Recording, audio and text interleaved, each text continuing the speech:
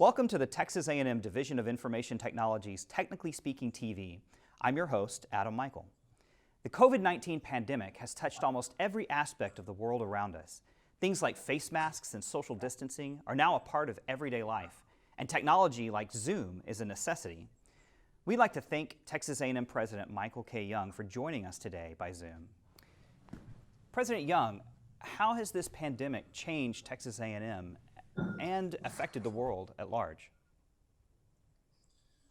Well, to start with, I think it's important to extend thanks to an extraordinary group of people, the faculty, the staff, who have really undertaken heroic efforts in the spring, when we first discovered that we needed to change the way in which we offered classes and the way in which we do research, in remarkably short time. We had 3,000 professors within a matter of 8 days completely put their classes online. 14,000 class sections, 65,000 students had a chance to continue their education.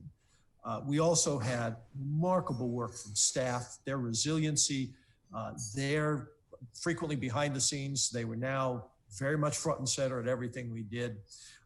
And it was truly remarkable. The Division of IT basically stepped up the game, so we not only were able to project this, but we knew who had appropriate equipment to receive the classes and who wasn't able to get that equipment, and how we could get them connected, how we could get them the appropriate equipment to be able to continue their education.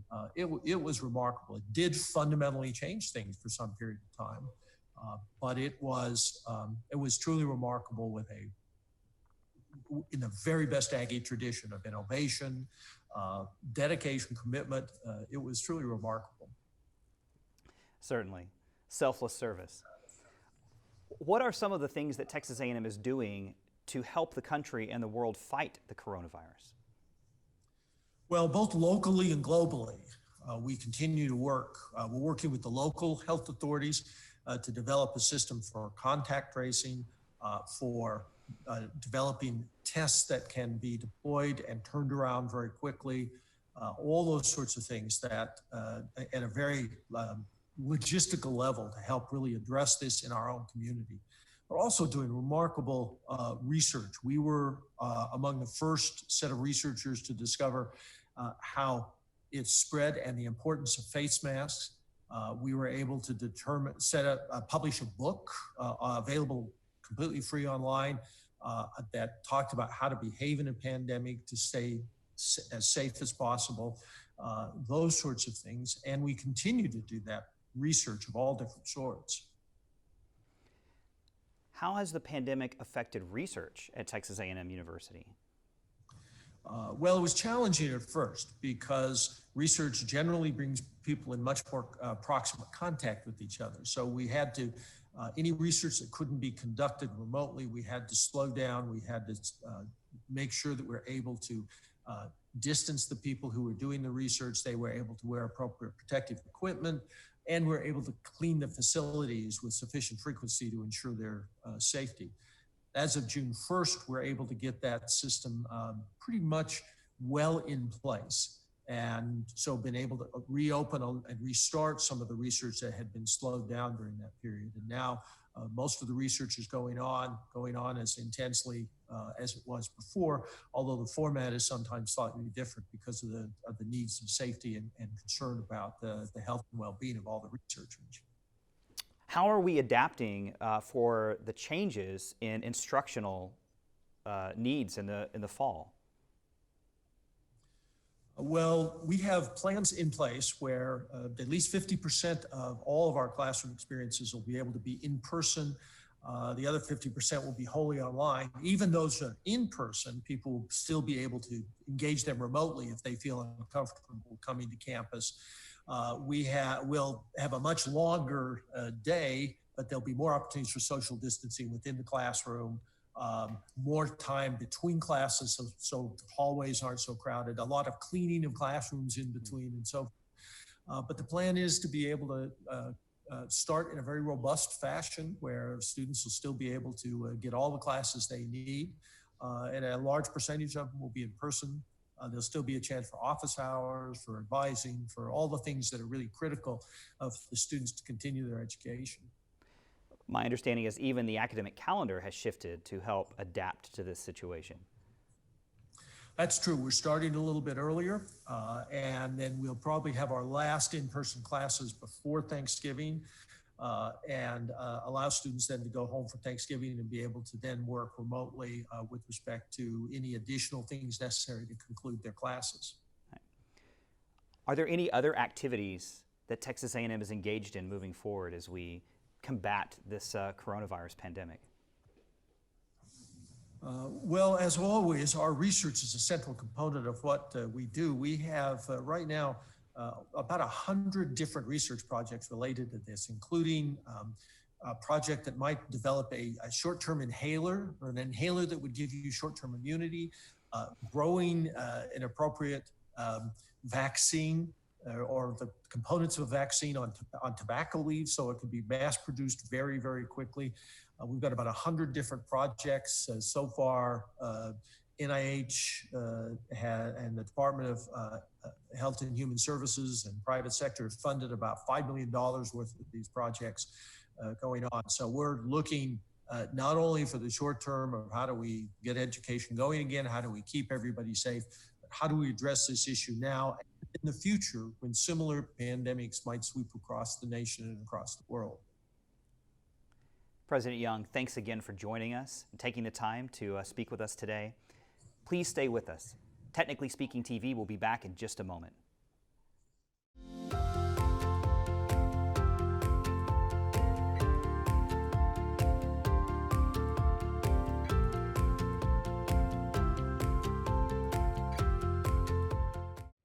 Welcome back to Technically Speaking TV. We are now joined via Zoom by Vice President for Information Technology, Dee Childs. Dee, thanks so much for being with us today. Were there any cybersecurity concerns that Texas A&M faced during this transition to online classes and enabling employees to work from home? Hi, Adam. Well, it's a great question. Cybersecurity is always a concern at a university as large as Texas A&M University. So even before the COVID virus, we were blocking about 3 million email messages a day, malicious emails, before they reached our students or our faculty or staff. And meanwhile, we're still blocking those same emails, and we continue to block thousands, if not millions, of malicious attempts at getting at our data or penetrating our websites. But yes, some things have changed since the coronavirus. The hackers don't seem to, physical distancing doesn't really seem to impact them. In fact, if anything, they're increasing their attacks, not just at Texas A&M, but other universities and state websites and so forth. But the good news is that we have a great cybersecurity team at Texas A&M University. They're professionals and they use professional tools. We have very powerful firewalls that continue to protect the data assets of the university. When people are working from home, we have them use something called VPN. That stands for Virtual Private Network. And what a virtual private network does is it encrypts traffic in between your home computer and the university's computers and assets, and then back again. So that even if a hacker were to somehow penetrate or get at that data during its transit, it is encrypted and it would be pretty much useless to a hacker. There's another thing that we use, and it's called multi-part authentication, sometimes called MFA. Now, a lot of people at home are probably already using multi-part authentication and they don't actually know it. So for example, if you do any kind of home banking, home internet banking, you log into your bank and oftentimes you'll be sent a code back to your pre-registered cell phone or smartphone, or sometimes the code will be sent to your telephone. That's actually MFA in action. So what multi-factor authentication does, it adds an extra layer of security to the transaction. So it's not just about having username and password credentials, it's about something that you have, such as a home telephone or a cell phone. That's what we do at Texas A&M. All students use MFA, all of our faculty and staff use MFA, and before you can log into any kind of business application or even look at your student grades, you have to use MFA. So it's a really great extra step. It provides another layer of security. So I feel like, again, the risks are always going to be there, but at Texas A&M, we take a lot of pride and do a lot of work to protect the digital assets that we have, including our research assets. Right, certainly. So this pandemic has prompted what some have called a digital transformation. That is an integration of technology into all aspects of our operations and delivery. So how do you think that this digital transformation will affect the way we work and the way we educate students in the future? Well, you know, Adam, actually, I think that digital transformation started a long time ago. And, you know, I'll give you, again, some examples of how our lives have already been changed unalterably. So, for example, many of us read books online. Now, we didn't used to do that 10 or 15 years ago. The digital natives who are coming to Texas A&M today are accustomed to reading books online. They stream music. They access all kinds of social media online, and they've probably already in K-12 experienced some kind of online learning. So in terms of how this is going to impact our society, I think I'll give you one example that is an example of how Texas A&M is already leading in this digital transformation space. And I think it's really important for the entire state, if not the entire country. So just a few days ago, Texas A&M Health Science Center announced that they were offering a telemedicine station or telestation or telehealth station.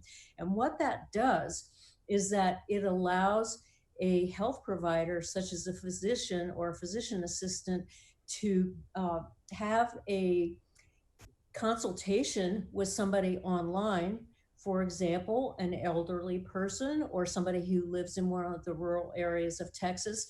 That person no longer has to leave their home. They can establish a secure session, just very much like what we're doing right now with a high density camera.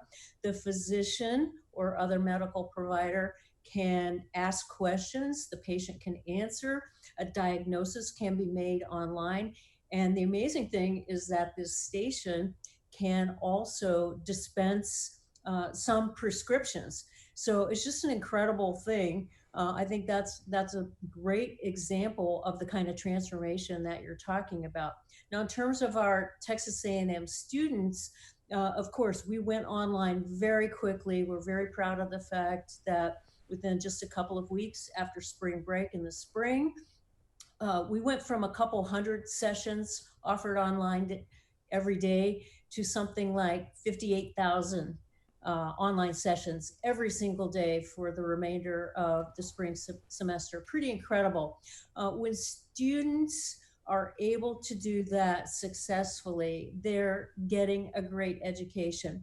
But that's not the only thing that Texas A&M offers. One of the reasons why we're the biggest university in the country is that people love the residential experience. They love the experience of coming to campus.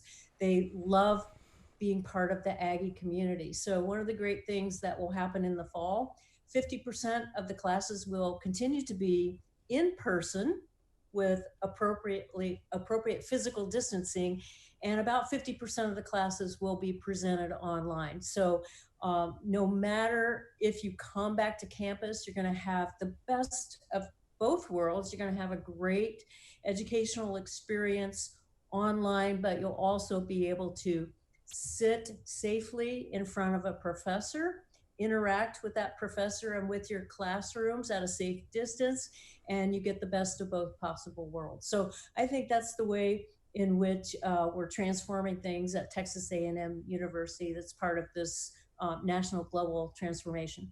Dee, thanks so much for joining us today. Technically Speaking TV will be back in just a moment.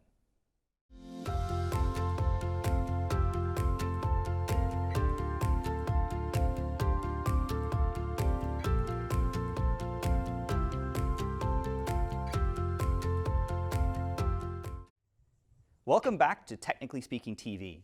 We're now joined by the Assistant Provost for Academic Innovation, Dr. Jocelyn Widmer, and Serge Razafindrakoto, Director of Statewide Client Services. Dr. Widmer, can you tell us how Texas A&M made such a rapid transition to online courses? Sure. I think the first piece to remember is we didn't do it alone. We are very much a new office in startup mode and have been hugely supported by a number of different offices on campus. Certainly the Division of IT, everything we do in partnership with Provost IT. They administer most of the technologies that we support and amplify. And then Center for Teaching Excellence, Disability Resources, Provost Communication, the list kind of goes on and on. One of the pieces that we were amidst as we were, as this came down pretty quickly is we were already planning for a migration to the new learning management system. So a lot of our thinking in terms of how we were going to train faculty and utilize web-based resources, both synchronously and asynchronously, were kind of already in the works. So we were able to really lean on that knowledge base and certainly look at peer institutions and how they were doing it. We kind of had our top 5. There were a number of Keep Teaching resources that kind of percolated up as the writing was on the wall that we were going to have to transition. There were probably 5 when we first started, kind of thinking we were going to need to get a web-based resource up, we were going to need to get a strategy. And by the time our Keep Teaching website went live, there were probably 200 Keep Teaching websites. Unfortunately, there were probably only 5 Keep Learning websites though. So that was something that I think was a real hallmark of our move, is we put the students and the faculty in dialogue with each other with these resources. We've got some great innovations that have come up through the different schools and colleges at A&M that we're really leveraging. But that's something we're going to need to change out our shoes over the next couple of weeks. And really, we've got a marathon ahead of us. And so that's probably been the biggest piece to keep us going, is that there is no end game to this. Serge, Help Desk Central on campus assists students and employees 24 hours a day with computer concerns. And I know that there was an enormous increase in the number of calls and emails when the pandemic and the online transition began. How did you handle that? So how do we handle all of that? So really we focused on the process, the technology, and the people. So the process, we know how to handle phone calls, we know how to handle emails, we know how to handle chats. The sessions, we just had to now, how do we do it remotely? We have the technology, we have the processes, but now we need the people to actually handle these contacts. And our help desk relies a lot on student workers, our student staff. And some of those students were on spring break, they were out of state. Some of them were enabled to handle some of the emails, the chat sessions, the phone calls. But what we also had to do for the additional volume of contacts was to enable the folks within our division, within the Division of IT. So we had actual subject matter experts in networking, telecom, systems, security, that these folks were actually handling phone calls coming into the contact center. So those are some of the things that we were able to do pretty much on the fly. And this was a moving target, to say, hey, we need to continue to help desk central operations, but we're now remote and all over the place. So it was an interesting task. Dr. Widmer, I recently heard that the utilization of online courses could benefit people with disabilities in the future. What opportunities do you see online education affording in terms of access and accessibility? That's a great question, and one that we were trying to unpack prior to COVID. Certainly as we modernize our digital learning environment, accessibility is something that we don't have to do alone. We have the advantage of all of the ed tech companies who are really focused on that. So we've been kind of assembling our digital learning environment with that as one of the key foundational elements over the last several months. It certainly became a real issue and a real challenge with COVID. And so it's made us think in really hard ways about what it looks like to meet students where they are and to meet their needs. certainly, tenets of accessibility are seeped in universal design for learning. So the idea now is that if we're thinking about accessibility as inclusive of all students, we should be hitting a lot of those needs that students in certain populations come to us with. Coming back to Zoom, you have the synchronous opportunity with Zoom, but then you also have the ability to record and a transcript. And then students can digest that by reading the transcript or by watching the recording, maybe even in double time, because it's, they're able to digest it quicker than we think they are. And so just giving all of the learning assets and making them available is something that I think faculty have kind of opened up their eyes to the possibilities of how students access and digest their content. Serge, what were some of the challenges that Texas A&M faced when the pandemic began, from your point of view? So challenges, I would call them opportunities. So really, this is a disruption on how everything is done. So it really provided us a unique opportunity to say, hey, what do we need to do? Obviously, you've heard Jocelyn. I mean, we have to continue teaching. We have to continue learning. How do we use this disruption to transform what we do? So the opportunities that really presented themselves allowed us to get to where we are today. What are the important parts of that? I think we talked about the devices. Actually, that's the first time I heard about 75% or something of the students use mobile devices to access their content. So really, that's the devices. What do we use devices? What kind of devices are out there? Not only do we have the devices, how do we access? I think this is, and this, we can see this in our help desk central contacts, that a lot of our contacts are related to access. How do I access this particular tool? So I think that becomes the opportunity. How do we provide the access? And even I think after you've got the access taken care of is now the capacity. I think here's where the big opportunity is. How do we know about the capacity? Because we have all these devices trying to get connectivity.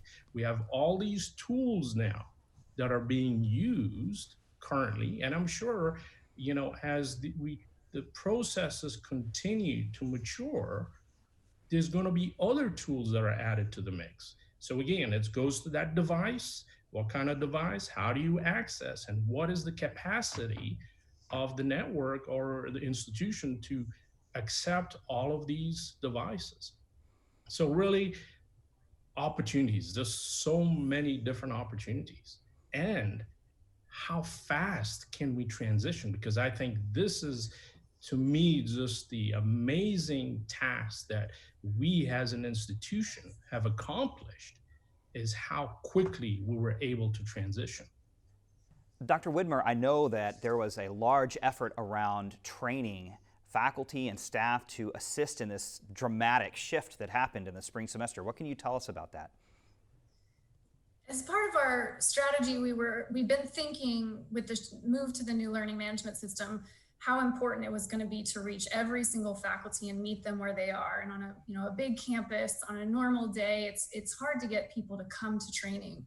So this gave us a chance to kind of activate that strategy that we had been thinking about, and we ended up training every hour on the hour for that week of March 16th through 23rd, and hit about 1,400 faculty in doing so. So we've continued that over the summer, and my staff, they have weeks where we train about 120 people, and they think that's terrible because our numbers are so low in comparison. But those are pretty good numbers when you think about it. We're still trying to get people into a new system, and we've got a huge cohort to meet really where they are over the next couple of weeks with Canvas. And then I would think the other important strategy that we put in place was we really leveraged and brokered relationships across campus. So we're a really small central unit, and there are a whole bunch of other groups across the academic units that have great talent in terms of instructional design and instructional technology. And so where we saw an issue in one unit, we matched them with another unit where we knew, say College of Nursing had really developed a great strategy for exams, or College of Science was thinking about engaging students in kind of low-tech ways. So as we found issues with one unit, we connected those with the other. And those adjacencies really iterated off of each other and became what ended up being really Texas A&M University's solutions for some of the big problems that we faced. Thank you so much. Dr. Widmer, thank you. Serge, thank you again. We'd like to thank Serge, D. Childs, and President Young for joining our discussion today. And thank you for watching. We hope you'll join us on the next episode of Technically Speaking TV.